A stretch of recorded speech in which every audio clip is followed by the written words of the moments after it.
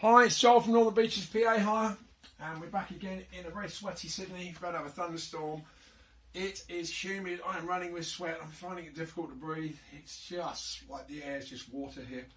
It's either bushfires or humidity or both. Today we're back looking at the Turbosound iP1000. This is the original version, not the version 2. I was offered this by the lovely David Kelly at Australis as an ex-demo unit for a ridiculously cheap price. At the same price as you buy a JBL boombox from your local store. So I snapped it up purely and simply because you need to have a couple of these things in your arsenal, and I think it'll work really well with the iP300s, maybe like a sort of conference, one in the middle, a couple at the side, or but it's nice. It's a nice looking unit to have sort of conferencey stuff, and when it's a slightly bigger room potentially. Plywood construction, 2 8-inch drivers in there for the bass. Clark Technic all-in-one control unit on the back with the LCD screen. Doesn't have as many sort of features as the version 2, which has reverb, etc. I believe.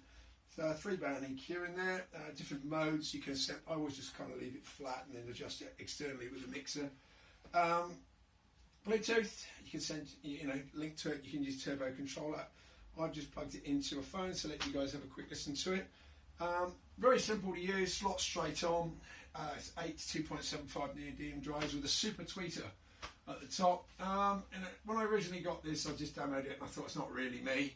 But I've met a lot of sort of younger musicians, and a lot of female artists that probably don't want to carry around a big box. This weighs 28 kilos, and it comes in 2 parts, and it's fairly portable, and it takes 5 minutes to set up, bang bosh, and you're away, as opposed to a couple of speakers on stand. So it has its place. And I quite like it now because I've played with it for a lot longer than I did originally for the first one, so I've got to know it. I've put the guitar through it, I've put all sorts of different things into it. It's 50 hertz to 20 kilohertz, so that's got a nice range, 120 disperse degrees, which is always useful, so you might not need a fold back, or there's an application where people can hear in a bigger room. And the speech recognition is good. The mid-range is quite good on this, as opposed to a 12-inch speaker with a 1-inch tweeter. You've got the extremes of both. This is 8s with all the 2.75, so it does actually have a place for that kind of stuff. Good mid-range reproduction.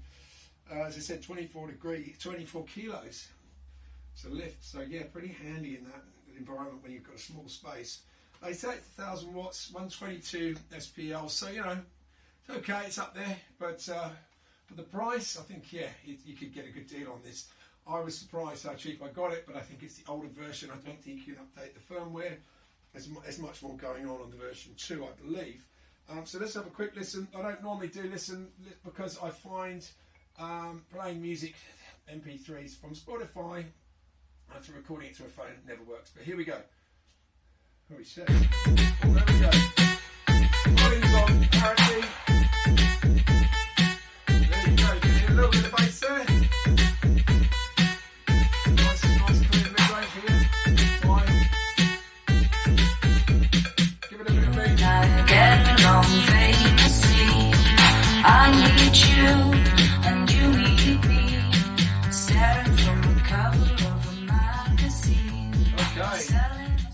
So there we go. That was a sound test from a track Neon.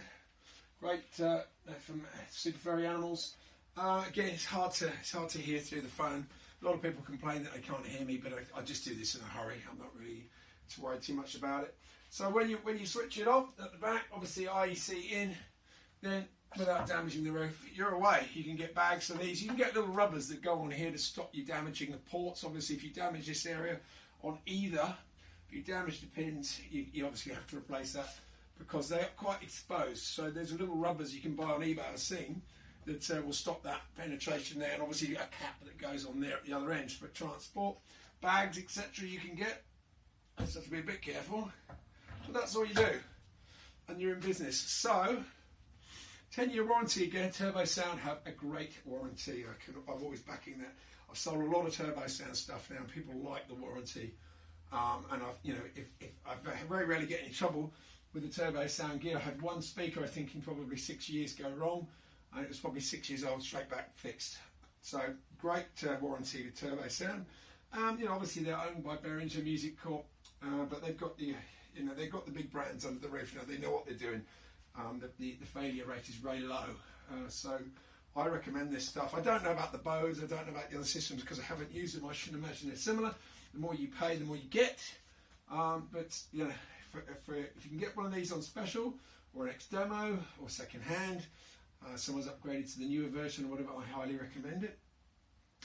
If you want any more information on this, give us a shout. Northern Beaches BA Hire, and I'll be happy to help. I'm just going to sweat quietly in the corner now because I think the humidity is nearly 100%. So this is Joel, Northern Beaches BA Hire, over and out.